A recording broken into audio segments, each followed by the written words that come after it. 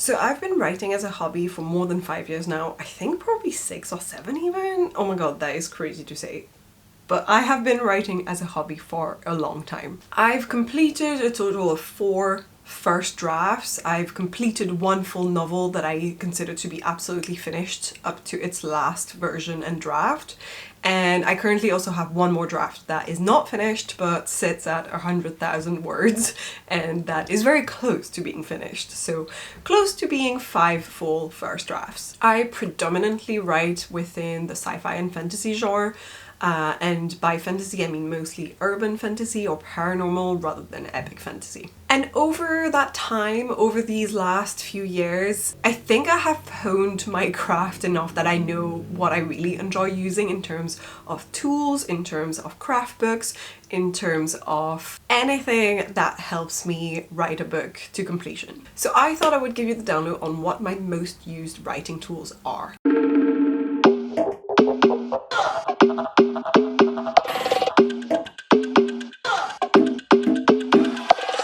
I'm gonna give them to you in the order in which I tend to write a book. So this first category is about creation of an idea, crafting an idea, world building, and creating characters. First of all, Pinterest. I use Pinterest for mood boards and for inspiration all the time. Now I do think it is more and more difficult to find good images that are not AI, but Pinterest works in a way where if you find an image that you like and that functions within your idea, you will get more related images. So if that image is non-AI, usually the recommended images that are next to that one will also be non-AI. I tend to do a mood board early on. This is when I'm trying to think through my idea and develop it, and I love to do one main mood board for the general idea as well as individual mood boards for each characters, especially if I have a multi-POV book. But when it comes to creating my ideas initially, my very first step is actually good old pen and paper. I do love to write down anything that comes to my mind and just pour it on the page.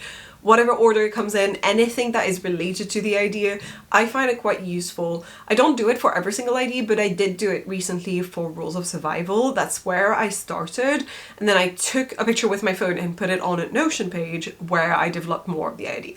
Which brings me to my next tool, Notion. I actually use Notion the most as a writer. But at the very start of an idea, the way I use Notion is very much by creating a gallery of ideas so that I can keep track of any new ideas that I have that I'm not able to work on immediately, and especially if I'm working on something else at the moment but I've got some suddenly brand new shiny ideas that I would love to get to next, then I love to make little bullet points, if I have any imagery in mind I will put it in that page.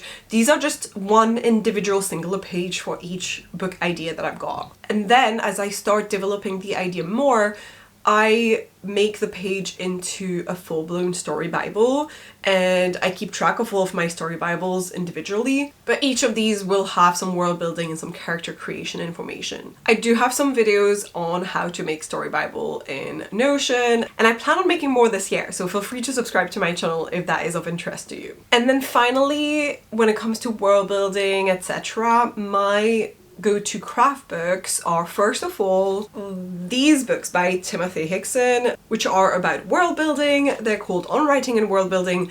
I have volume 1 and 2, but there is a volume 3. I just think the topics in volume 3 were less of interest for me, but these two had a lot of really interesting topics.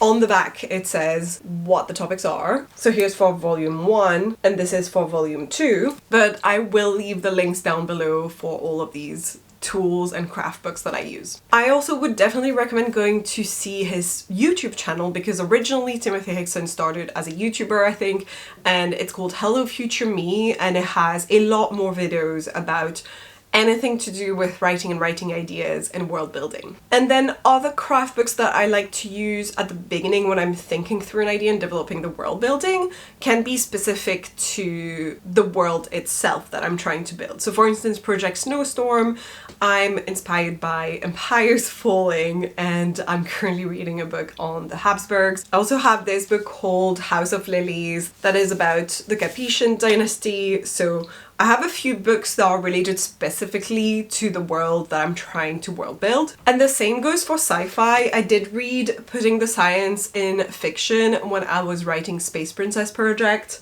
And I felt like that was such a useful tool because it covered so many different topics that I could think about to world build my future sci-fi space opera universe. The second section is about outlining. Now, not everyone outlines. Some people are pantser, and that's absolutely fine.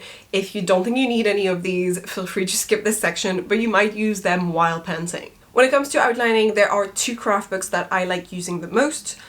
Save the Cat writes a novel, or Save the Cat writes a YA novel. I do also refer to the beat sheet of that book a lot, and you can literally just Google it and find it on Google Images. I also do have a bunch of notes I took while reading Save the Cat writes a YA novel, which covers pretty much all the same topics and the same way of working as Save the Cat writes a novel. It just has a little bit more information about series, and all the examples are YA instead of adult, but the principles remain the same. And I took a bunch of notes on Notion while I was reading that craft book, so I actually refer myself more to my own Notion notes than I do to the book itself. And I do the same thing when it comes to another book called Creating Character Arcs by K.M. Wayland. That's another book I've been using a lot more recently because I felt like I was struggling with writing good characters and making sure that they develop and have an arc throughout the book. And K.M. Wayland makes her book work within the Save the Cat beat sheet. So if you use that beat sheet, you can almost work with both in tandem, and that is what I do when I'm outlining now. The other tool I use at times, but not for every single book, is colored cards. Every now and then I feel like having physical cards that I can move around is so useful, especially when it comes to the beginning of outlining. I really like that at the very start, when all I want are some very grand lines about each beat, rather than going more in depth and writing more about each beat. So at the starting point, all I know are the big lines and what's gonna happen very vaguely, and that's when I can write it quite quickly on a card. But I don't want to write a whole paragraph of idea on that card, right? So that would be more, again, on Notion. And Notion is where I do my main outline. Like I said, I tend to use the two beat sheets from Save the Cat and Creating Character Arcs next to one another. And then in between acts, my newest method is that I like to re-outline each act after I've discovered any plot holes or things I didn't really think through. And when I do that, I use mostly some of the methods I learned from Save the Cat about having one goal for each act. So for instance, in Act 2, your character should have a new goal or an evolved goal from the first act. And then we get into drafting. And when it comes to drafting, I use mainly First Draft Pro. First Draft Pro has become my favorite tool for a first draft drafting because it has an outlining tool at the same time, as well as a wiki if you want to use that. However, when I first started, I had the free version, and with the free version you can just have one project, I think. If you want multiple projects on there at the same time, you do need to pay for it. And I do pay for it. I'm happy to pay for it because I really enjoy the tool. This is what I prefer using when it comes to writing my first drafts. But there is a very cool free tool called Ellipsus that I also really like because it is available on your phone as well. And it is browser based, so you don't need an app for it, and that is what I love to hear. My only issue with Ellipsus is that it doesn't have the same outlining tool that I really like from First Draft Pro, and if I could mix up these two programs, that would be my perfect first draft tool. But I will say this, I used to write in good old Word doc or Google Doc. This is absolutely fine, and I don't think there's any issues with using a very simple writing software that you don't have to pay for. What works best is what works for you. But then once I moved from the first draft to the revisions, I actually really like moving my manuscript around because in my first round of revisions especially, I like to rewrite big sections, and that's probably when I do more rewriting than simply moving things around and correcting things. So for my first revision round, I really enjoy moving from one program to another because it also makes me see mistakes I may not have seen before. And when I do that, I like to use Scrivener. Now, I use Scrivener because I did get a big discount when I won Nano 1 year, and not everyone has had the discount. Nano doesn't really exist as it used to anymore, and I don't really know if there are other ways to get a discount anymore. It's a tool that has a lot of functionality if you know what you want and this is something that would be useful for you, but not everyone would use all of the functionalities that Scrivener has to offer, and you're probably absolutely fine using a free writing tool as well. I personally enjoy Scrivener for the revision rounds because you can keep track of several versions. I also like keeping track of targets for word count sometimes, but I would say I probably use 20% of its functionalities and absolutely not the full array of them. Another thing I do while in revisions is I really enjoy printing my drafts. This is my latest baby. This was Rules of Survival Draft 1 that I decided to print. If you live in the UK like me, I recommend DocZoo. I've used it several times for printing things and I really like it. It's cheaper, it's quite quick, and the quality is always fine. So I'm happy with that, but obviously if you live in the US or anywhere else, you might find other websites or printers that do the job just as well. And obviously if I'm printing my book, there are other tools that I'm going to use as well, which are sticky tabs, colored specifically, and highlighters. One of my newest tools for revising is the Story Grid by Shuncoin. This craft book is such an academic type of book, so it's a beast if you want to go through it. There's a lot to learn from it. I think it's a great method for revisions and I really am excited to try it in Rules of Survival. However, I don't think it's necessary to read the entirety of the book to do it. And I also don't think it's necessary to buy this huge ass expensive version. I personally read it the first time on Kindle and this was a Christmas gift. And finally, for revisions, the last tool I use a lot is actually Google Sheets or Excel, because I have on there my very own curated specific list of filler and filter words that tend to come back a lot when I draft my first drafts. And initially it was made by my critique partner Hudson for me for one of my books, and since then I have revised it and refined it, and I still use it to this day, and I used it when I was correcting the very final draft version of The Art of Summoning Demons. And then as a bonus, I'm gonna throw in there some design tools. I think a free one that a lot of people can use is Canva.